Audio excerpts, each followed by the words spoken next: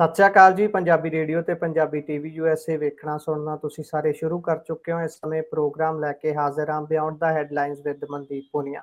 ਇਸ ਪ੍ਰੋਗਰਾਮ ਦੇ ਵਿੱਚ ਸੀਨੀਅਰ ਪੱਤਰਕਾਰ ਮਨਦੀਪ ਪੁਨੀਆ ਹੋਣਾ ਦਾ ਸਾਥ ਹੁੰਦਾ ਹੈ ਤੇ ਦੇਸ਼ ਭਰ ਨਾਲ ਜੁੜੀਆਂ ਹੋਈਆਂ ਵੱਖ-ਵੱਖ ਖਬਰਾਂ ਹੁੰਦੀਆਂ ਨੇ ਜਿਨ੍ਹਾਂ ਤੇ ਚਾਨਣਾ ਪਾਈਦਾ।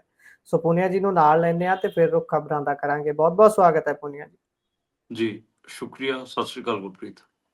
ਸਤਿ ਸ਼੍ਰੀ ਅਕਾਲ ਜੀ। ਸੋ ਸਭ ਤੋਂ ਪਹਿਲੀ ਖਬਰ ਜੇਕਰ ਆਪਾਂ ਲਈਏ ਤਾਂ ਗੱਲ ਯੂਰਪ ਦੀ ਕਰਦੇ ਹਾਂ। ਉਧਰ ਯੂਰਪ ਦੇ ਵਿੱਚ ਫਰਾਂਸ, ਸਪੇਨ, ਪੋਰਚੁਗਲ ਦੇ ਵਿੱਚ ਪੂਰਨ ਤੌਰ ਤੇ ਬਲੈਕਆਊਟ ਹੋਇਆ ਹੈ ਜੀ। ਲੋਕ ਮੋਬਾਈਲ ਨੈਟਵਰਕ ਵੀ ਠੱਪ ਹੋਣ ਕਰਕੇ ਤੰਗ ਨੇ ਤੇ ਇਹ ਸਮੱਸਿਆ ਕਿਉਂ ਪੈਦਾ ਹੋਈ ਹੈ? ਇਸ ਨਾਲ ਤਾਂ ਲੱਖਾਂ ਲੋਕ ਪ੍ਰਭਾਵਿਤ ਹੋ ਰਹੇ ਨੇ ਜੀ। ਹਾਂਜੀ, ਜਿਹੜੇ ਯੂਰੋਪੀਏ ਮੁਲਕ ਨੇ ਸਪੇਨ, ਪੁਰਤਗਾਲ ਅਤੇ ਫਰਾਂਸ, ਉੱਥੇ ਅੱਜ ਆਪਾਂ ਕਿ ਇੰਡੀਅਨ ਟਾਈਮ ਦੇ ਅਕੋਰਡਿੰਗ ਦੱਸੀਏ ਤਾਂ 4 ਵਜੇ ਤੋਂ ਬਾਅਦ ਬਲੈਕਆਊਟ ਹੋਇਆਗਾ ਜੀ। ਉੱਥੇ ਮੈਟਰੋ ਸਟੇਸ਼ਨ ਹੋ ਗਏ, ਮੈਟਰੋ ਰੇਲ ਹੋ ਗਈ, ਏਅਰਪੋਰਟ ਜਾਂ ਫਿਰ ਉਹਨਾਂ ਦੀ ਰੇਲਵੇ ਲਾਈਨ ਜਾਂ ਫਿਰ ਮੋਬਾਈਲ ਨੈਟਵਰਕ, ਇਹ ਸਾਰੇ ਠੱਪ ਪਏ ਨੇ। ਇਸ ਬਲੈਕਆਊਟ ਦਾ ਕਾਰਨ ਜੀ ਉੱਥੇ ਬਿਜਲੀ ਦਾ ਜਾਣਾ ਹੈਗਾ। ਬਿਜਲੀ ਕਰਕੇ ਹੀ ਉੱਥੇ ਇਹ ਸਾਰਾ ਕੁਝ ਵਾਪਰਿਆਗਾ। ਮਤਲਬ ਜਿਹੜੀਆਂ ਵੀ ਸੁਵਿਧਾਵਾਂ ਬਿਜਲੀ ਨਾਲ ਜੁੜੀਆਂ ਹੋਈਆਂ ਨੇ ਉਹ ਸਾਰੀਆਂ ਜੀ ਅੱਜ ਬਲੈਕਆਊਟ ਹੈਗੀਆਂ। ਬੇਸਿਕਲੀ ਹੋਇਆ ਇਹ ਹੈ ਕਿ ਜਿਹੜੇ ਗ੍ਰਿਡ ਨੇ ਉਹ ਫੇਲ ਹੋਏ ਨੇ। ਯੂਰਪ ਦੇ ਇਲੈਕਟ੍ਰਿਕ ਗ੍ਰਿਡ ਹੈਗਾ, ਉਸ ਕਰਕੇ ਇਹ ਬਲੈਕਆਊਟ ਹੋਇਆਗਾ। ਪੁਰਤਗਾਲ ਪੁਲਿਸ ਹੈ ਉਹਨੇ ਇਸ ਬਾਰੇ ਪੁਸ਼ਟੀ ਵੀ ਕੀਤੀ ਹੈ ਤੇ ਉਹਨੇ ਟਵੀਟ ਵਗੈਰਾ ਵੀ ਕੀਤੇ ਹੈ ਕਿ ਸਾਡੇ ਇੱਧਰ, ਹਾਲਾਂਕਿ ਟਵੀਟ ਕਰਨ ਦਾ ਫਾਇਦਾ ਕੀ, ਮੋਬਾਈਲ ਨੈਟਵਰਕ ਵੀ ਠੱਪ ਹੈਗਾ, ਲੋਕ ਦੇਖਣਗੇ ਕਿਵੇਂ। ਘਰਾਂ 'ਚ ਤਾਂ ਚਲੋ ਬੈਕਅਪ ਹੁੰਦੇ ਹੈਗੇ ਆ ਇਨਵਰਟਰ ਵਗੈਰਾ, ਪਰ ਬਾਕੀ ਤਾਂ ਮਤਲਬ ਜਿਵੇਂ ਪਬਲਿਕ ਟਰਾਂਸਪੋਰਟ ਹੈਗਾ ਉਹ ਇੱਕ ਆਪਾਂ ਨੂੰ ਜ਼ਿਆਦਾ ਪ੍ਰਭਾਵਿਤ ਦਿਖ ਰਿਹਾ ਹੈਗਾ। ਉੱਥੇ ਨਾ ਰੇਲਾਂ ਚੱਲ ਰਹੀਆਂ ਨੇ, ਨਾ ਮੈਟਰੋ, ਤੇ ਬਹੁਤ ਸਾਰੀ ਫਲਾਈਟਾਂ ਵੀ ਉੱਥੇ ਡਿਲੇ ਹੋ ਗਈਆਂ ਨੇ। ਬੇਸਿਕਲੀ ਫਰਾਂਸ ਦਾ ਜਿਹੜਾ ਦੱਖਣ ਪੱਛਮ ਜਿਹੜਾ ਇਲਾਕਾ ਹੈਗਾ, ਅਲਾਰਿਕ ਮਾਊਂਟੇਨ ਜਿੱਥੇ ਹੈਗਾ, ਉੱਥੇ ਅੱਗ ਲੱਗੀ ਹੋਈ ਹੈ। ਇਸ ਕਰਕੇ ਉੱਥੇ ਜਿਹੜੀ ਹਾਈ ਵੋਲਟੇਜ ਇਲੈਕਟ੍ਰਿਸਿਟੀ ਲਾਈਨ ਹੈ ਉਹਨੂੰ ਨੁਕਸਾਨ ਹੋਇਆਗਾ ਤੇ ਉਹ ਇਹਨਾਂ ਤਿੰਨਾਂ ਮੁਲਕਾਂ 'ਚ ਕਿਤੇ ਨਾ ਕਿਤੇ ਬਿਜਲੀ ਸਪਲਾਈ ਕਰਦੀ ਹੈਗੀ ਆ। ਉਹ ਗ੍ਰਿਡ ਫੇਲ ਹੋਣ ਕਰਕੇ ਹੀ ਇਹਨੂੰ ਮੰਨਿਆ ਜਾ ਰਿਹਾ ਹੈਗਾ ਕਿ ਇਹਨਾਂ ਤਿੰਨਾਂ ਮੁਲਕਾਂ 'ਚ ਬਲੈਕਆਊਟ ਹੋਇਆਗਾ। ਜੀ, ਸੋ ਅਗਲੀ ਖਬਰ ਤੇ ਜੇਕਰ ਚੱਲੀਏ ਤਾਂ ਕਾਂਗਰਸ ਨੇ ਕਿਹਾ ਕਿ ਪਾਰਟੀ ਨੇਤਾ ਪਹਿਲਗਾਮ ਹਮਲੇ ਤੇ ਨਾ ਬੋਲਣ। ਇਹ ਕਿਉਂ ਕਹਿਣਾ ਪੈ ਗਿਆ ਜੀ ਇਹਨਾਂ ਨੂੰ? ਦੇਖੋ, ਕਾਂਗਰਸ ਦੇ ਕਈ ਆਗੂਆਂ ਦੇ ਇਸ ਕਿਸਮ ਦੇ ਬਿਆਨ ਆਏ ਸੀਗੇ ਜਿਹੜੇ ਕਿ ਇਨਸੈਂਸਿਟਿਵ ਸੀਗੇ। ਉਸ ਤੋਂ ਬਾਅਦ ਹੀ ਕਿਤੇ ਨਾ ਕਿਤੇ ਕਾਂਗਰਸ ਪਾਰਟੀ ਨੇ ਲਾਈਨ ਲੈਣੀ ਪਈ ਹੈ ਕਿ ਜਿਹੜੇ ਕਾਂਗਰਸ ਪਾਰਟੀ ਦੀ ਜਿਹੜੀ ਲਾਈਨ ਹੈ ਪਹਿਲਗਾਮ ਤੇ, ਉਹੀ ਉਸੇ ਅਕੋਰਡਿੰਗ ਹੀ ਨੇਤਾ ਬਿਆਨ ਦੇਣ, ਨਾ ਉਸ ਤੋਂ ਇਲਾਵਾ ਤੇ ਫਿਰ ਉਹ ਚੁੱਪ ਹੀ ਰਹਿਣ।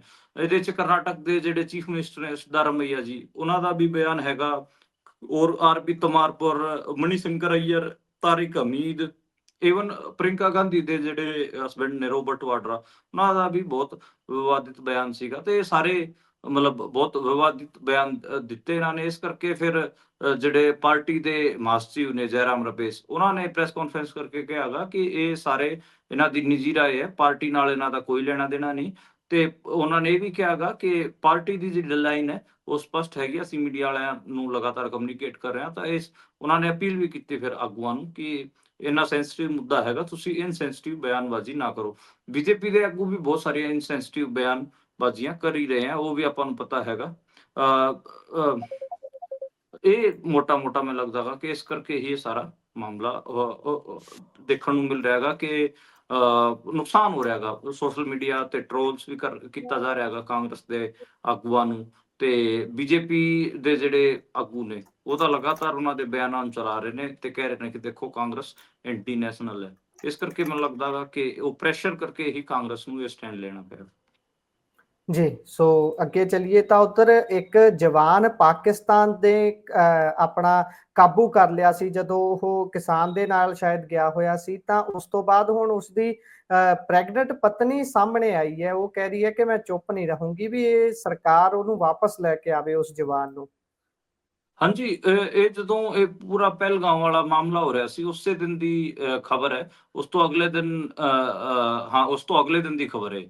ਪੰਜਾਬ ਦੇ ਫਿਰੋਜ਼ਪੁਰ ਜ਼ਿਲ੍ਹੇ ਦਾ ਜਿਹੜਾ ਬਾਰਡਰ ਹੈ ਪਾਕਿਸਤਾਨ ਦਾ, ਉੱਥੇ ਬੀਐਸਐਫ ਦਾ ਜਵਾਨ ਸੀਗਾ ਜੀ ਪੀਕੇ ਸਾਹੂ, ਇਹ ਪਾਕਿਸਤਾਨੀ ਰੇਂਜਰਸ ਨੇ ਗ੍ਰਿਫਤਾਰ ਕਰ ਲਿਆ ਸੀਗਾ। ਅੱਜ 4 ਦਿਨ ਇਸ ਘਟਨਾਕ੍ਰਮ ਨੂੰ ਹੋ ਚੁੱਕੇ ਨੇ, 3 ਵਾਰ ਜੀ ਫਲੈਗ ਮੀਟਿੰਗ ਵੀ ਹੋ ਚੁੱਕੀ ਹੈ, ਲੇਕਿਨ ਜਿਹੜਾ ਜਵਾਨ ਹੈ ਉਹਨੂੰ ਰਿਹਾ ਨਹੀਂ ਕੀਤਾ ਜਾ ਰਿਹਾ। ਪਾਕਿਸਤਾਨੀ ਰੇਂਜਰਸ ਦਾ ਕਹਿਣਾ ਹੈਗਾ ਕਿ ਅਸੀਂ ਹਾਈ ਕਮਾਂਡ ਦਾ ਆਰਡਰ ਫੋਲੋ ਕਰ ਰਹੇ ਹਾਂ, ਜਦੋਂ ਤੱਕ ਸਾਨੂੰ ਨਿਰਦੇਸ਼ ਨਹੀਂ ਮਿਲਦੇ ਅਸੀਂ ਉਹਨੂੰ ਰਿਹਾ ਨਹੀਂ ਕਰਾਂਗੇ। ਤੇ ਇਹਦੇ ਤੇ ਅੱਡ-ਅੱਡ ਕਿਸਮ ਦੀ ਮੀਟਿੰਗਾਂ ਇੰਡੀਆ ਦੇ ਵਿੱਚ ਵੀ ਹੋ ਰਹੀਆਂ ਨੇ। ਜਿਹੜੇ ਡਾਇਰੈਕਟਰ ਜਨਰਲ ਨੇ ਬੀਐਸਐਫ ਦੇ ਦਲਜੀਤ ਚੌਧਰੀ, ਉਹਨਾਂ ਨੇ ਜਿਹੜਾ ਹੋਮ ਸੈਕਟਰੀ ਹੈਗੇ ਆ ਗੋਬਿੰਦ ਮੋਹਨ, ਉਹਨਾਂ ਨਾਲ ਵੀ ਗੱਲਬਾਤ ਕੀਤੀ ਹੈ।